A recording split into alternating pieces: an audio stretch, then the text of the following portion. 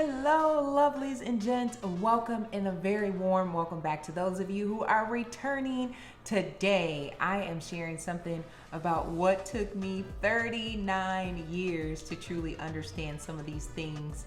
And I have about 2 more weeks of my life in the 30s club, and then I'm transitioning to the big 40. You heard it.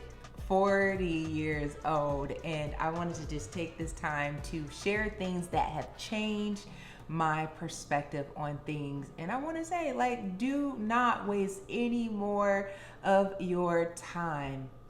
Here in the next few minutes, I'm going to walk you through this journey, some of the lessons that I've learned, and how to start living a life that's truly so much more intentional right now. So for 39 years, we're going to travel back to story time, and I'm going to talk to you about how I literally found myself drifting like a little bitty duck through life, feeling trapped in this repetitive cycle of life. I was like, am I in the scene of Groundhog Day? Get up, get up, get up, get up, get up, everyone, rise and shine. It's Groundhog's Day. Let's do it again, and let's do it again, and let's do it again. I found myself just stuck in these routines, chasing goals, chasing money, chasing love, chasing recognition, chasing validation, chasing so many things. And I had put so much of all of my energy into this air quote American dream,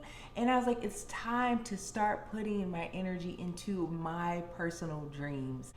And what does that look like? I had to roll up my sleeves and get down to work and figure out what was at the foundation.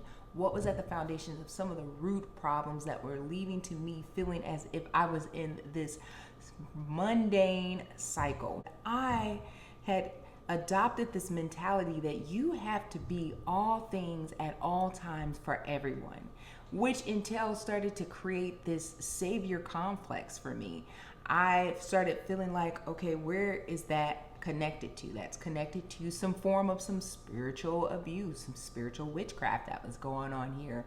And that created me feeling as if I had to be a rescuer for everyone else. But when I looked to my left and looked to my right, and I said, who's there to help and who's there to rescue me? Who am I able to fall back on when I feel as if I'm weak? I no longer can tolerate having to be strong 24/8, because that's what it felt like, 24/8, that you gotta be strong. I was like, no. Who has told me that I have to forfeit my needs and sacrifice my needs for the whole greater good of the world? Who told me that love looks like you have to be in performance mode, performance-based mode, transactional? This is what love looks like. I had some work to do.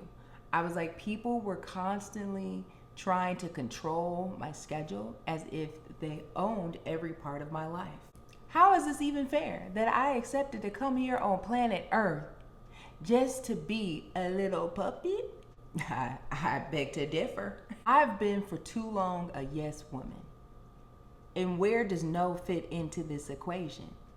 Well, you better start plugging and chugging and putting that no and making it a full sentence with a period at the end and learning to say it gracefully. And then I realized that that constant, continual cycle of seeking validation was constantly showing up in me defending myself, over explaining myself from overly judgmental, the criticism that I was receiving from family, which literally seeps over in other areas of my life.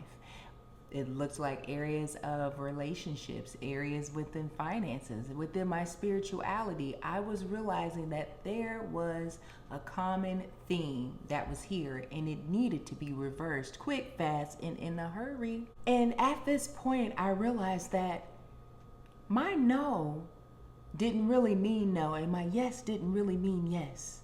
But even if, for whatever reason, life decided to happen and I had to change that yes to a no and that no to a yes, it's okay.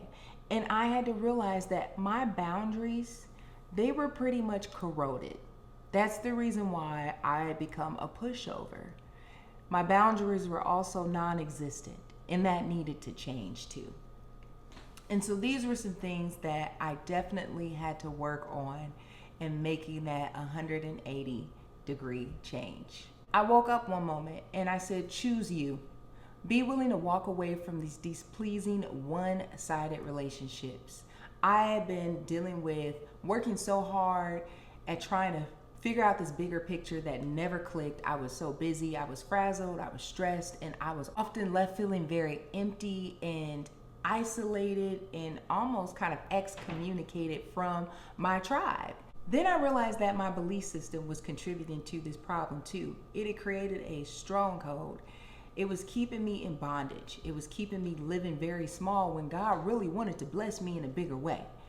I was so used to rehearsing my pain, and I had to tell myself, wake up, stop rehearsing your pain, and start declaring God's truth. When today, say no to give up, but yes to give over. Make that a yes. So surrender your all to God and let go of you trying to control everything. That is when this turning point started to happen. I started to see that failures are actually lessons to steer me in that direction of improvement. And from Pastor Anthony Phillips, he said that mistakes can be viewed in two different ways, as either a classroom or a coffin. And I'm choosing to view it as a classroom. And once class was in session, that's what I finally understood more of what was going on here. Life isn't about checking things off your to-do list. It's about literally creating these moments that make you feel alive inside.